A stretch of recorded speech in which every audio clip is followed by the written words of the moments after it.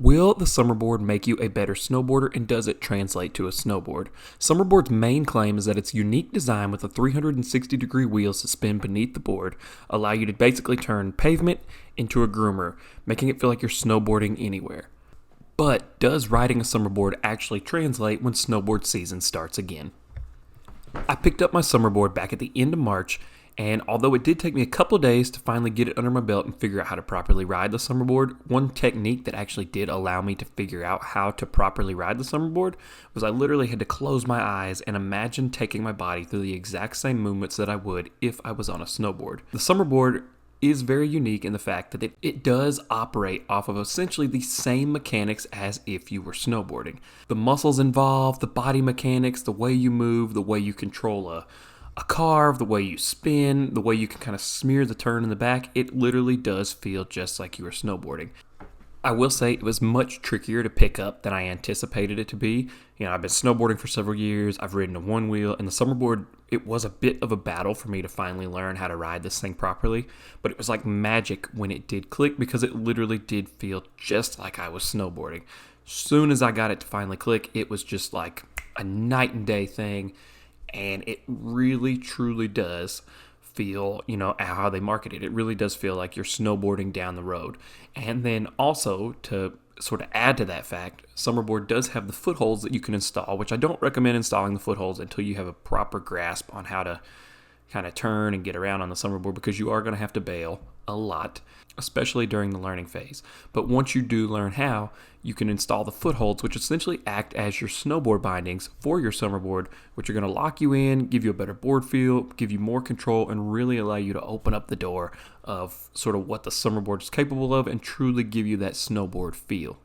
I think that in terms of like off-season training, strength training is great, mobility training is great, all these things are important. The Summerboard does allow you to work those muscles and those body mechanics that I don't think you can hit any other way other than snowboarding. So for me, I think the Summerboard it's super fun, but it also is a bit of a tool to really train your mind, your body, that mind-muscle connection, and allow you to prepare yourself properly for snowboard season. Again, like I said, strength training, cardio training, all that stuff is super important, but this is really cool in the fact that it does allow you to work your body just like you would if you were snowboarding on the mountain. One thing with the Summerboard that I've said time and time again is that, I'm on the East Coast. I have an insanely short snowboard season, and with the Summerboard, it allows me to train those muscles, that mind-muscle connection, the body mechanics that are all involved within snowboarding for a much longer duration, and that way, even when the mountain closes, I have a way to continue to do that. And up until recently, all of this was just sort of speculation and based off of how I would feel while I was riding the Summerboard versus,